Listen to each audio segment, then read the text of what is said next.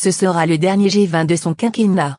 François Hollande est arrivé dimanche à Hangzhou, dans l'est de la Chine, pour participer à la réunion des 20 pays les plus développés de la planète.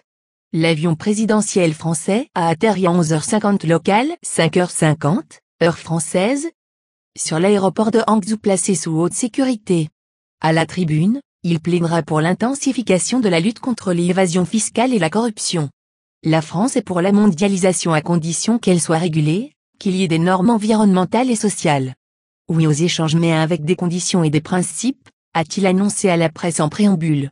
Le géant qui ne sommeille plus, dont la voracité commerciale a créé de multiples différends avec l'Union européenne et les États-Unis, prône, lui, une économie innovante, ouverte, connectée et inclusive mais ne parle ni d'éthique ni de transparence. François Hollande introduira également les débats du G20 sur le financement du terrorisme et le climat, portés par la bonne nouvelle de la ratification de l'accord sur le climat par la Chine et les États-Unis, les deux plus gros pollueurs de la planète. En marge du G20, François Hollande doit rencontrer une série de dirigeants étrangers parmi lesquels l'Égyptien Abdel Fattah al-Sisi, l'Australien Malcolm Turnbull, le Saoudien Mohammed bin Salman ou le Russe Vladimir Poutine en toute fin de journée. Les deux présidents évoqueront la Syrie, Hollande rencontrant également à ce sujet le président turc Recep Tayyip Erdogan. Hier, Vladimir Poutine a évoqué la possibilité d'un accord de coopération avec les États-Unis sur la Syrie. Lundi soir à l'issue du sommet, François Hollande sera reçu par son homologue chinois Xi Jinping pour un dîner de travail.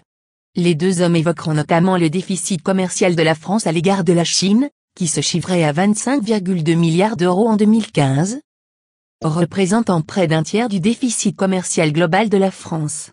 Dans la foulée de sa rencontre avec Xi Jinping, le chef de l'État français s'envolera à destination du Vietnam où il effectuera une visite de 48 heures avec l'intention de promouvoir la coopération économique avec l'Asie du Sud-Est dont la croissance est exceptionnelle, mais aussi la culture et la francophonie.